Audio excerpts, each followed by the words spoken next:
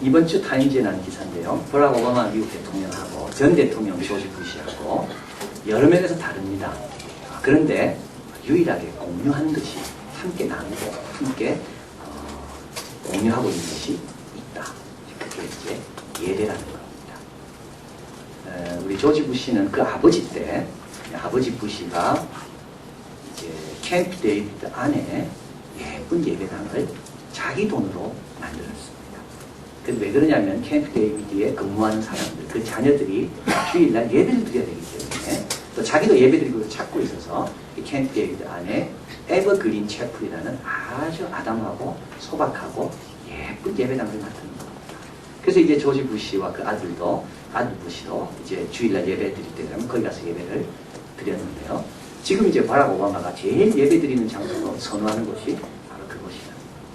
지금 바락 오바마가 있는 워싱턴 DC하고 캠프 데이비드까지는 운전으로 해서 한 75분 정도 가야 되는데 그 먼 거리임에도 불구하고 바락 오바마는 거기를 선호한다는 겁니다. 갔다 왔다 합치면 3시간 정도 됩니다.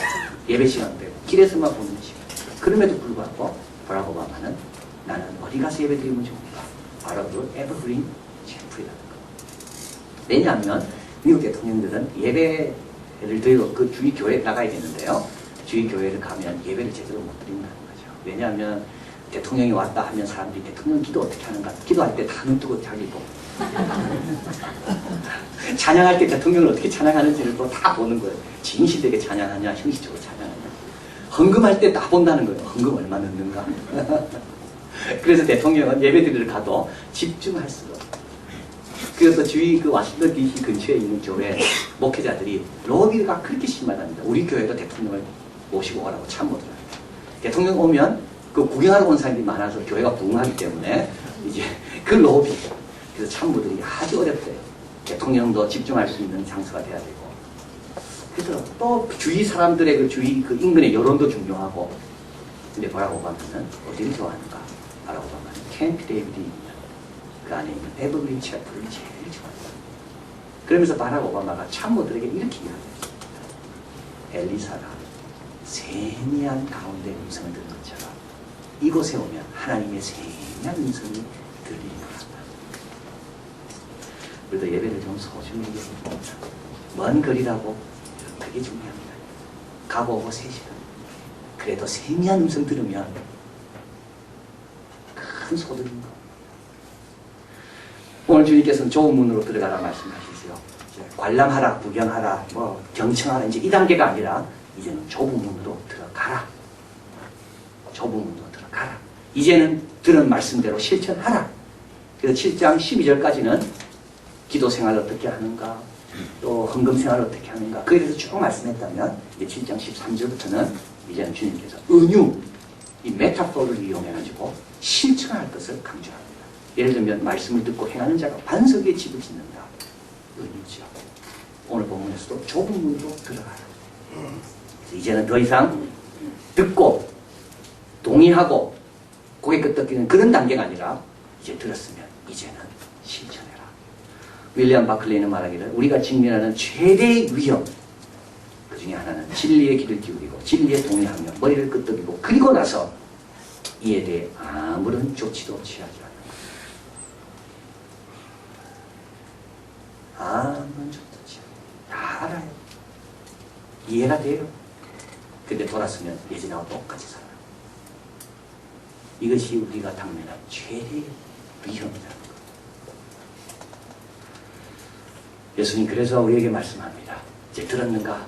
이제는 더 이상 또 들으려고 하지 말고 이제는 실천해라. 좁은 문으로 들어가라. 지난주 4일 동안 작년 성경학교를 통해서 귀한 말씀 드렸습니다. 이제는 실천해야 된다. 이제는 아이를 주일학교로 보내야 되는 겁니다.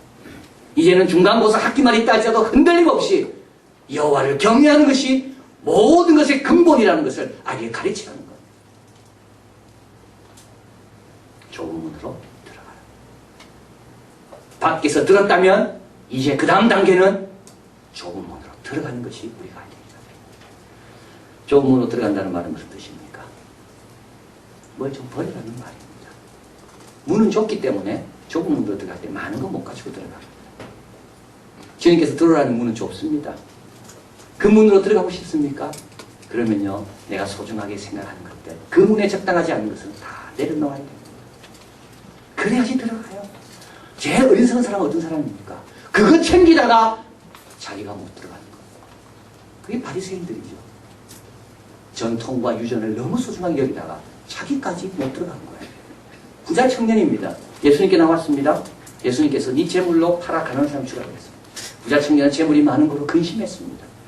그래서 그는 그도 못 들어간 거예요. 그럼 정리해야 됩니다. 먼저 그 나라와 그 일을 구하기 위해서는 뭔가 좀 정리해야 돼요. 오늘 본문에 보면 좁은 문 들어가면 길이 협착하게 되어 있습니다. 길이 협착하기 때문에 많은 건 못 들고 갑니다. 교회 생활이 어렵습니까?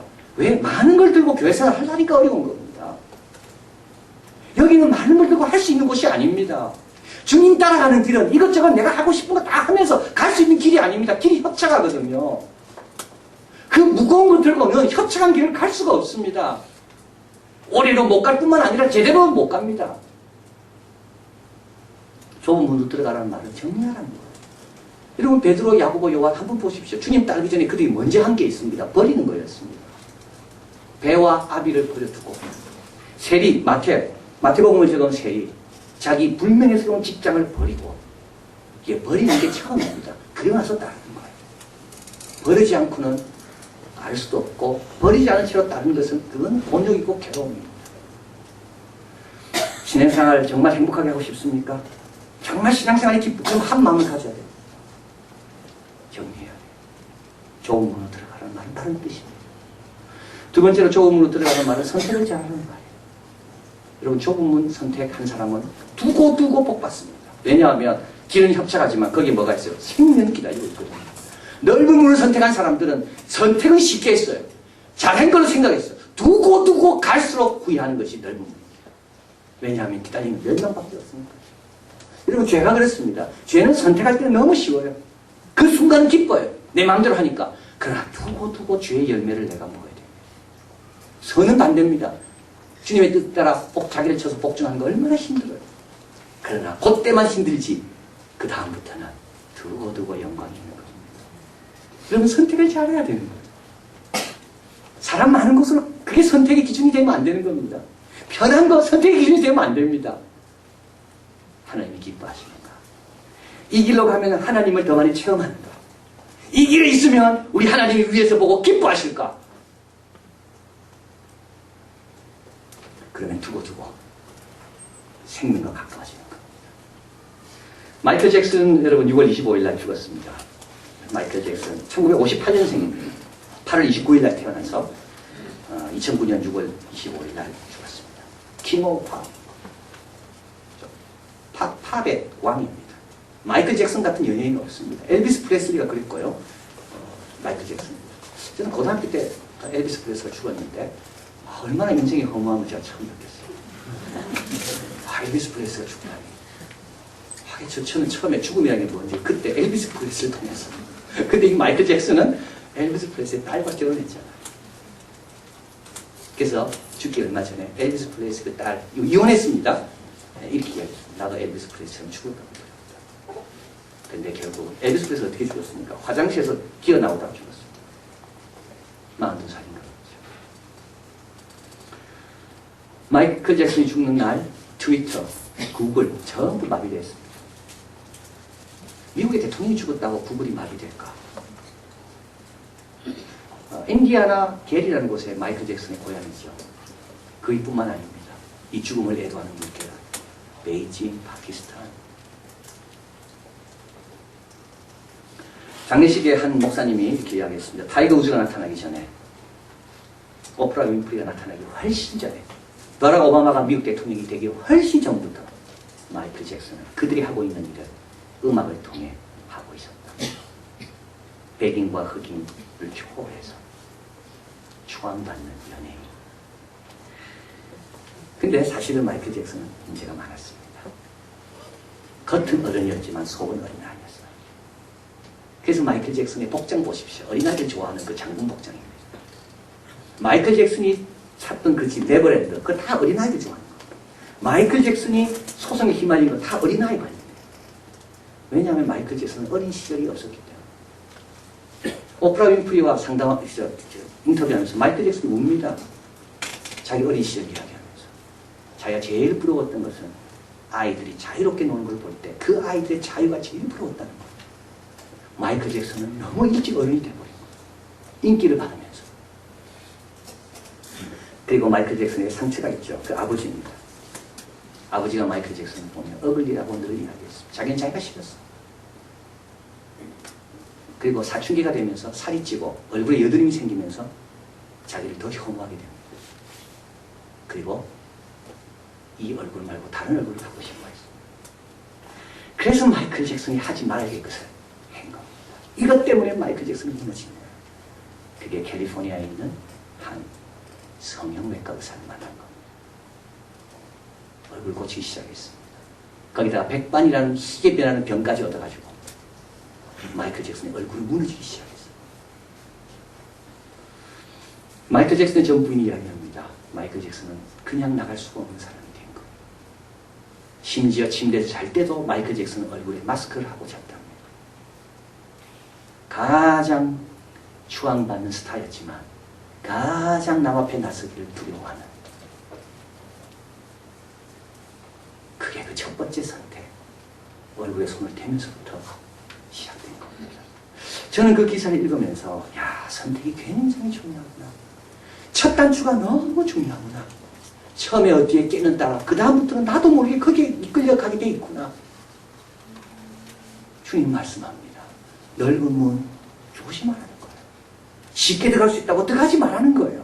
좁은 문 힘들다고 외면하지 말라는 겁니다. 처음에 들어가는 게 중요하다는 거죠. 처음만 믿음으로 들어가면 그 다음부터는 갈수록 영광의 길이 예비되어 있어요. 처음엔 쉽다고 들어가요. 그 다음부터는 계속 후회하지만 돌아설 수 없는 그런 아픔과 두려움과 불안이 계속되는 거예요.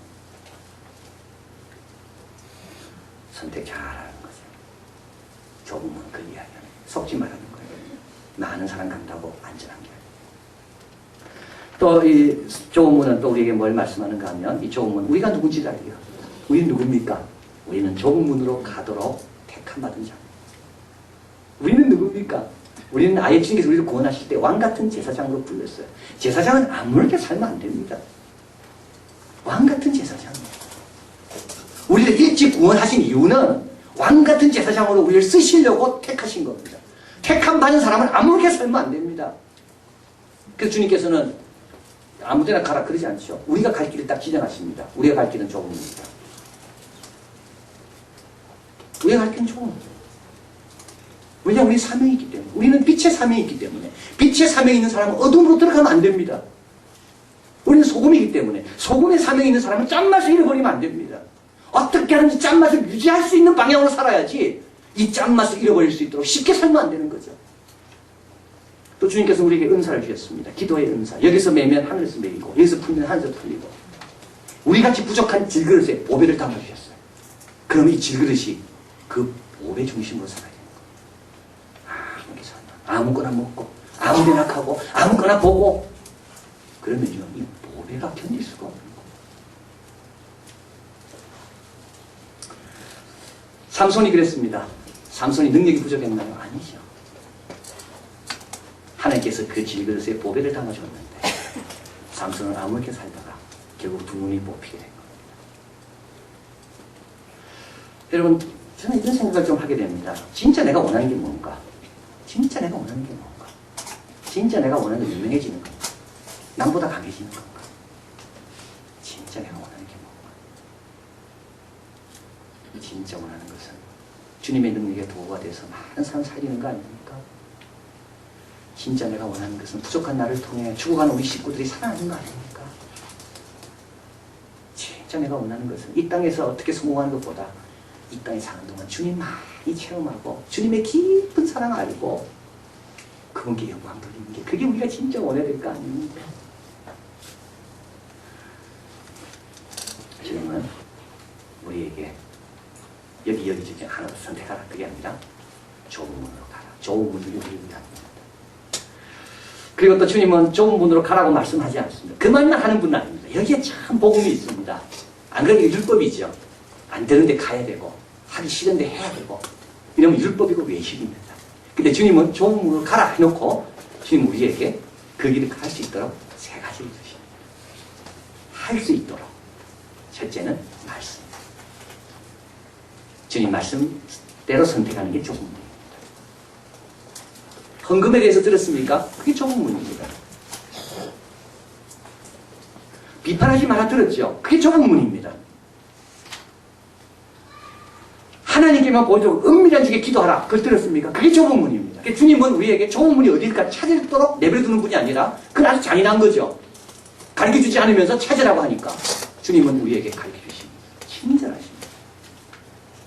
또 주님은 우리에게 그걸 가르쳐줄 뿐만 아니라 우리에게 은혜를 주십니다. 은혜가 뭡니까? 은혜는요, 좁은 문이 부담스럽지 않게 만드는 게 은혜입니다. 은혜를 깨달으면, 부모의 은혜를 깨달으면 부모 말 순종하는 게 어렵지 않아요.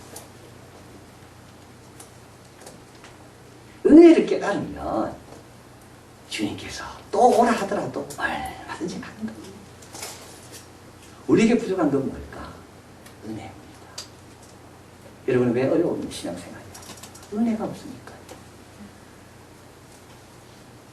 마지막 죽는 순간까지 우리가 붙들 수 있는 거 하나는 하나님의 은혜밖에 더 있습니다. 무슨 내 공로가 있고 내 의지가 있고 내 건강이 남아있겠어요? 마지막 죽는 순간까지 내가 의지하고 붙들 수 있는 것은 하나님의 은혜밖에 없습니다. 사도 바울을 향해서 고린도 교회가 욕을 많이 했습니다. 그래서 우리도 험담을 조심해야 됩니다. 여러분, 험담은 첫마디가 어렵죠. 한번 험담하기 시작하면 그 다음부터는 걷잡을 수 없기까지 눈덩이처럼 쉽게 불어나는 게 험담입니다. 고린도 교회가 그걸 잘 보여줍니다. 고린도 교회는 사도 바울이 세운 교회예요. 사도 바울이 1년 6개월 동안 그 교회를 위해서 헌신했습니다. 지쳤지만 하나님께서 말씀하셔서 이 성중에 내 백성이 많기 때문에 가만히 있지 말고 외쳐라. 그래서 사도 바울은 열심히 외쳤어요. 그래서 그 타락한 고린도 도시에 아름다운 고린도 교회가 세워진 겁니다. 그런데요, 그 교회 교인들이 거짓 교사의 말을 듣고 사도 바울을 욕하기 시작합니다. 욕을 들어보면 정말 말도 안 되는 겁니다. 사도 바울이 헌금 받지 않았어요. 고린도 교회. 고린도 교회 교인들이 이야기합니다. 우리 무시하는 건가?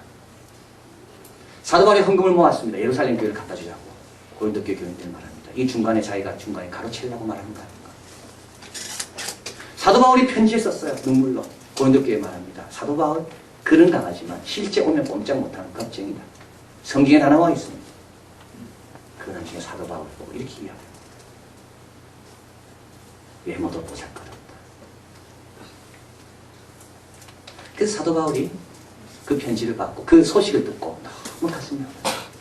그러고 난 다음에 눈물의 편지를 씁니다. 이게 고린도후서 10장 13절까지 나와 있는데요. 그 편지를 다 쓴 다음에 맨 마지막에 사도 바울이 13장 13절 다음과 같은 축복을 빌어줍니다. 같이 한번 읽겠습니다. 주 예수 그리스도의 은혜와 하나님의 사랑과 성령의 교통하심이 너희 모두와 함께 있으리시어다. 여러분, 저걸 잊어버리면 안 됩니다. 제일 먼저 뭐가 나오죠? 은혜죠. 은혜 받으면 사랑으로 느껴집니다. 예수님을 통해 은혜가 체험되면 고난도 아픔도 모든 것이 다 뭐로 바뀌는가 하면 이건 하나님이 나를 사랑해서 주시는 거라고 바뀌게 됩니다. 은혜가 먼저입니다. 그러면 사랑을 알게 되죠. 사랑을 알게 되면 어떻게 됩니까? 교통하심이 있는 겁니다. 왜 교통하심이 없는가 하면 은혜가 없기 때문에 그런 거예요. 주님과 나와의 교통하심이 없는 것은 은혜를 지금 내가 모르고 있기 때문에 그런 거예요. 옆에 성도들과 교통하심이 없어요. 왜냐하면 주님의 은혜가 나한테 없으니까 내 의만 드러나니까 교통하심이 없죠. 은혜 받아보십시오. 교통하심이 있습니다. 이 편지를 사도 바울이 보냈어요. 고린도 교회가 이 편지를 찢어버리지 않았어요. 그리고 회개했습니다. 그래서 사도 바울이 너무 기뻐서 고린도 후서를 적은 겁니다. 여러분, 오늘도 딴 것 구하지 마십시오. 은혜입니다. 모든 것을 다 초월하게 하고 넘치게 하고 모든 것을 바꾸는 것은 오늘도 우리를 주신 하나님의 은혜가 있을 때입니다. 근데 이 은혜는 누구한테 주시나요? 겸손한 자에게죠. 겸손한 자. 그래서 우리 예수님은 들어가라 말씀만 하지 않고요. 어디로 들어가라 이야기해 주시고 그리고 그 들어가기 힘든 거 아세요? 넓은 문을 좋아하는 거 아세요? 그래서 은혜를 주셔서 좁은 문도 감사함으로 가게 도와주십니다. 마지막으로 주님은 교회를 주십니다. 공동체를 주십니다. 지난주 우리 박상진 교수님 강의 들으면서 집단 탈출이라는 말을 들었습니다. 혼자는 못해도 함께는 할 수 있다. 출애굽이 혼자면 못했지만 이스라엘 백성이 그룹으로 나왔기 때문에 출애굽할 수 있던 거죠. 그래서 하나님께서 이런 교회를 주시는 겁니다. 그래서 우리는 우리 서로에 대한 사명과 책임이 있습니다. 뭡니까? 좁은 길로 갈 수 있도록 자극하고 도와주는 책임. 이게 참 사랑입니다. 참 사랑은 그 사람 위한 것은 정말 그 사람을 위한 것은 그 사람이 좁은 길로 갈 수 있도록 자극하고 도와주고 기도해 주는 것이 참 사랑입니다. 꼭 그래 안 해도 돼요. 이게 사랑입니까? 아주 그 사람 망치는 거죠. 꼭 그래 할 필요 없어. 그런 말은요 정말 사랑이 없는 무책임한 말입니다. 사드락 메삭 아벳느고와 다니엘의 4명이 왕의 진미와 포도주를 거절하고 좁은 길로 갈 수 있었던 것은 그들의 4명이 함께 서로 철이 철을 날카롭게 하듯이 그렇게 서로 자극했기 때문입니다. 자, 그래서 주님께서 우리를 교회에 주신 이유는 그렇습니다. 여러분, 우리 교회에 세우신 이유가 여기 있습니다. 이걸 잊어버리면 안 됩니다. 쉬운 길로 가라고, 넓은 길로 가라고, 편한 길로 가라고 세운 게 아니라 서로 자극해서 주님이 기뻐하시는 좁은 길로 우리 모두가 들어갈 수 있도록 그런 역할을 하라고 주님께서 이 한교회를 세우신 겁니다. 여러분, 그 역할을 하시길 원합니다. 그러면 우리는 묻어서 들어가는 거예요. 묻어서 들어가는 거예요. 나단의 필브리 기적은 메이플라워라는 그 책이 있는데 이것은 이제 미국으로 건너간 영국의 퓨리탄들의 그 메이플라워를 타고 이제 미국으로 건너간 그 이야기입니다. 청교도들이죠, 청교도들. 그래서 사실은 그 전에 미국으로 건너온 영국 사람들이 있었습니다. 이 사람들은 제임스타운이라는 버지니아 쪽에 온 사람. 이 사람들은 사실은 돈 벌러 왔고 이 사람들은 뭘 새로운 역사를 만들려고 온 사람들은 아니에요. 그래서 미국의 역사는 거기서부터 시작하지 않고 이 메이플라워, 새로운 영국, 새로운 나라를 만들기 위해서 종교의 자유를 찾아온 사람들, 이 사람 102명, 이 사람이 미국의 역사의 시작이라고 봅니다. 돈 벌러 온 사람들 말이에요. 이 메이플라워, 이 총교도들은 처음에는 어디로 갔는가? 미국으로 오지 않고 영국으로 갔죠. 네덜란드로 갔습니다. 종교의 자유를 원해서. 근데 네덜란드 가서 생활하는데 바이든이라는 곳에서요. 자꾸 이게 청교도들이 청교도다운 삶을 살지 못하고 자꾸 네덜란드화 되는 겁니다. 그래서 존 로빈슨이라는 지도자가 안 되겠다. 미국으로 가야 되겠다. 그래서 여기서 결심을 합니다. 그런데 이 바이든에는 도서관이 있는데 이 도서관에는 미국으로 건너간 정착인들, 영국 정착인들이 많이 당했다는 그런 자료들이 거기 있는 겁니다. 그래서 예를 들면 500명 중에 440명이 6개월 동안 다 죽었다는 거. 또 108명 중에 70명이 정착민이 다 죽었다는 거. 또 그뿐만 아니라 인디안들이 보통 강하지 않아서 인디안한테 한번 걸리면 큰일 난다는 이런 보거든. 그래서 이제 미국을 가야 되는데 서로 이제 의논이 이제 좀 토론이 이제 깊어지게 된 겁니다. 가야 되냐 말아야 되냐. 이 위험한 곳을 굳이 갈 필요가 있나 없나. 그런데 이 모든 논쟁이 단 하나의 문장 때문에 끝났답니다. 그 하나의 문장은 뭡니까? 하나님이 우리를 그곳으로 가기를 원하십니다. 하나님이 우리를 그곳으로 가기를 원하십니다. 그러면 가는 겁니다. 그래서 102명이 메이플라워를 탔습니다. 그 중에 3명은 누군지 아십니까? 임산부입니다. 그 중에 한 명이 배 위에서 애를 낳았습니다. 그 아이 이름을 오셔너스라고 지었습니다. 그리고 65일이 지난 다음 1620년 11월 12일 동력이 밝아오는 아침 그들은 케이프코드에 미국에 도착하게 됩니다. 그냥 내리지 않았어요. 내릴 때 메이플라워 컴팩이라는 메이플라워 서약을 손에 들고 내렸는데 이것이 미국의 기초가 된 겁니다. 이 책의 저자는 말합니다. 미국의 역사는 이 한 척의 배에서 시작되었다. 저자들은 말합니다. 그리고 이 한 척의 배를 올라탄 사람들은 누군가? 그 사람들 이상한 정복자들이다. 왜냐하면 찬양할 수만 있다면 그 어떤 것도 참아낼 각오가 있었던 자들이에요. 딴 거를 참아내는 게 아닙니다. 찬양할 수만 있다면 우리는 어떤 것도 괜찮다. 이상한 정복자들이죠. 좁은 문으로 가는 사람 이상한 사람들이죠. 그러나 그 이상한 사람들로 인하여 역사는 바뀌는 겁니다. 사탄은 죽는 겁니다. 주위 많은 사람들은 그 이상한 좁은 문을 찾는 자들에 의해서 주님께 돌아오는 겁니다. 여러분 배운 말씀 마음에 딱 새기고 버릴 거 버리시고 좁은 문으로 들어가서 어둠의 권세를 물리치고 주님께서 맡긴 사명 잘 감당하고 지나면 지날수록 정금처럼 복되게 바뀌는 저와 여러분 되기를 진심으로 바랍니다. 기도하겠습니다.